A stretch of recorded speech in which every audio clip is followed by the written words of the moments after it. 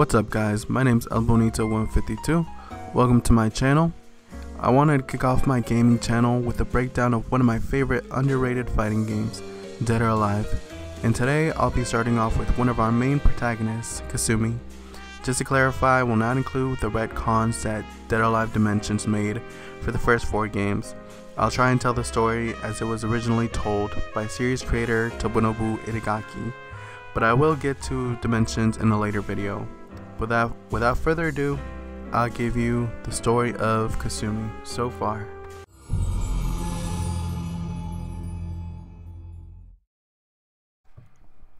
Kasumi was brought up in the Mugen Tenshin clan, learning Tenjinman style ninjutsu along her older brother Hayate and her best friend Ayane. Kasumi was treated like a princess because she was next in line to lead the clan after her brother and father. This made Ayane very bitter towards Kasumi, especially after learning she was actually Kasumi's half-sister all along, but was treated as a cursed child by the villagers as she was conceived from by Kasumi's corrupt uncle, Reidu. Reidu was banished but would later return to steal the clan's most powerful attack, the Torn Sky Blast. Ayane and Hayate confronted Reidu, but as a result, Hayate was severely injured and left in a coma. These details, however, were left out by Kasumi's father, Shiden. Shiden became very bitter after the attack. He insisted that Kasumi take Hayate's place, as Hayate was just about to become the clan's leader before this attack occurred. Kasumi, now torn between her responsibilities and the urge to know the truth, secretly leaves her village in order to avenge her brother and seek out the truth. This, however, was seen as treason and made her a nukenin, or a traitor. Ayane was then tasked by Genra to kill her.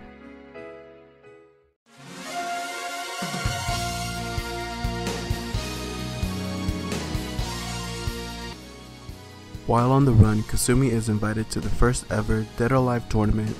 She is told she would find out the truth about the man responsible for her brother's near-fatal injuries. She fights her way through the tournament until she reaches the final round. She is then finally faced with her power-hungry uncle, Reidu.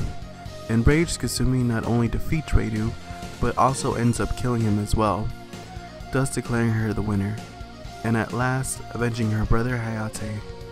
Her victory is short-lived though, as she is captured by Doatech, the mysterious corporation behind the Dead or Alive tournament.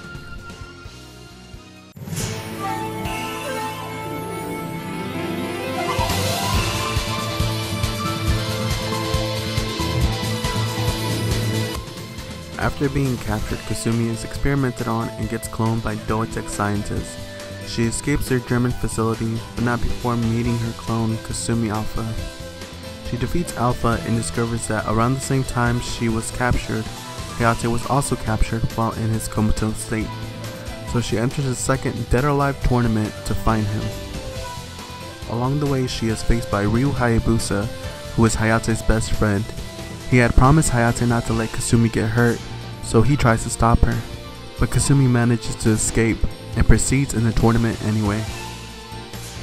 She also runs into Ayane, who expresses her jealousy towards Kasumi. However, Kasumi escapes her as well after their fight. As she makes her way through the tournament, she finds her missing brother Hayate, who is now suffering with amnesia and is going by the name Ayan. They end up fighting each other, with one of them being knocked out by the other, depending on who you chose in story mode. In Kasumi's version, she holds Hayate in her arms, apologizing to him. And eventually, Hayate unlocks his memories, sometime after Ryu Hayabusa wins the tournament, by killing the evil Tengu, a yokai who was unleashed from the Tengu realm. Kasumi flees the tournament and decides it's time to go back to her village, now that her goals are accomplished.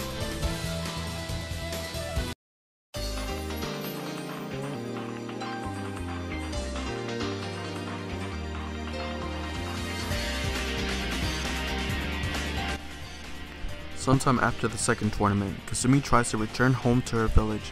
However, she learns that despite her intentions, she is still seen as a traitor for abandoning her village, and is met with her own clan trying to kill her. Kasumi puts up a good fight, but ultimately gives up and runs away. One day she learns Doatech is now in possession of Genra, the leader of the Hachiman sect of her clan, who's being used as your superhuman puppet in the upcoming 3rd Dead or Alive tournament to test out his newly given abilities. Hayate and the other ninjas have entered the tournament to take him out, so Kasumi takes his chance to reconcile with her brother and enters as well. She is first met with Ayane, who tells Kasumi that she could see Hayate if she wishes. She also vows to kill Genra and also says, "I can't let you have this one," as Kasumi killed Ayane's biological father, Reidu, but Ayane's foster father and Hajimon master, Genra, was for her to take out herself. After the scuffle and a few more rounds in the tournament, Kasumi meets with Hayate for the first time since regaining his memories. But before she can even say her piece, he reminds her that she broke the shinobi code, and that she knew her clan wouldn't tolerate that. Kasumi assures Hayate that she will not be defeated.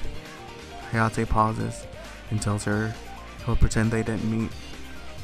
Kasumi refuses and tells him it's too late for that now, and she knows that she's ready to face him.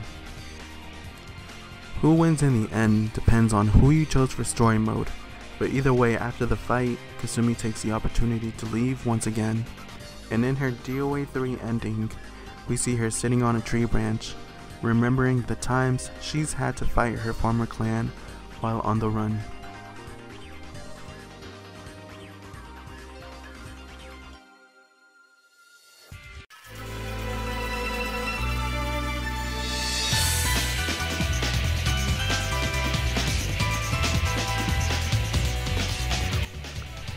After all the suffering at the hands of Doatek's projects, Hayate and the other ninjas decide to take out Doatek once and for all by attacking their headquarters.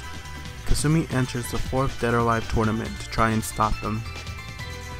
She meets with Hayate to try and talk things out, but they're interrupted by Ayane, who pleads with Hayate to hurry in proceeding with their mission. He agrees and sets off, while Ayane holds off Kasumi. We later see Kasumi instead trying to convince Helena Douglas, the new head of Doatek, to try and stop things on their end, and to leave the ninjas alone. Helena tells her they left her no choice. Kasumi asks Helena why she chose to inherit Doatek, since she hated her late father's organization. Helena explains that she did it because Doatek's latest project, Alpha 152, a superhuman experiment clone of Kasumi, will soon be released, and its destructive power could destroy everything in its path.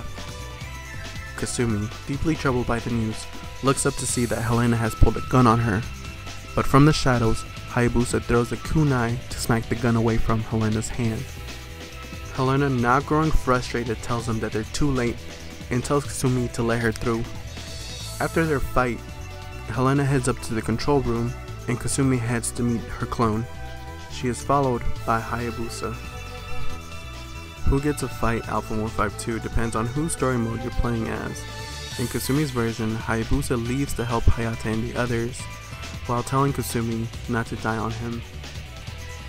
In one of the final shots of the game, we see Kasumi tirelessly trying to defeat her clone. She's unsuccessful and Alpha gets away.